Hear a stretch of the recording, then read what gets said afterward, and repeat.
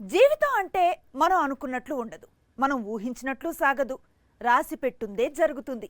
ఇప్పుడు ఇదంతా ఎందుకంటే ఒక హీరోయిన్ జీవితం ఇలాగే ఉంది. అసలు సినిమా వాళ్ళను పెళ్లి చేసుకోకూడదు అనుకుంది. అదే జరిగింది. అసలు హైదరాబాద్లో ఉండాలి అనుకోలేదు. అదే జరిగింది. ఇప్పుడు ఇదే కదా జీవితం అంటోంది. ఇంతకీ ఎవరా హీరోయిన్? 2018లో గూఢచారి చిత్రంతో టాలీవుడ్ లోకి అడుగు పెట్టింది శోభిత. కట్ చేస్తే ఇప్పుడు అక్కినేని ఇంటి కోడలిగా మారింది. టాలీవుడ్స్ మోస్ట్ హ్యాండ్సమ్ హీరో నాగ చైతన్యతో జీవితాన్ని పంచుకుంది. ప్రస్తుతం ఈ జంట ఎక్కడ కనిపించినా స్పెషల్ అట్రాక్షన్ గా మారుతోంది. అందరి దృష్టిని ఆకర్షిస్తోంది.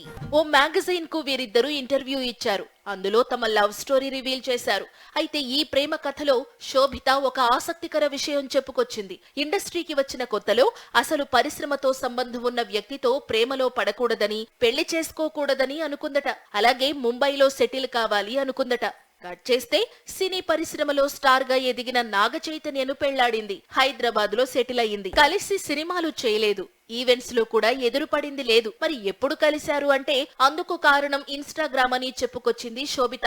అనుకోకుండా ఇన్స్టాలో ఒకరిని మరొకరు ఫాలో అవ్వడం, చాటింగ్ స్టార్ట్ కావడం, ఆ తర్వాత అభిప్రాయాలు కలవడం, 2022లో ప్రేమగా మారడం అన్నీ చకచకా జరిగిపోయాయట. చాలా డౌన్ టు ఎర్త్ పర్సన్ అని, ఎప్పుడూ ఒకేలా ఉంటాడని, ఫ్లాప్ వచ్చినా హిట్ వచ్చినా ఒకేలా ఉంటాడని తన భర్తను ఆకాశానికి ఎత్తేస్తోంది శోభిత.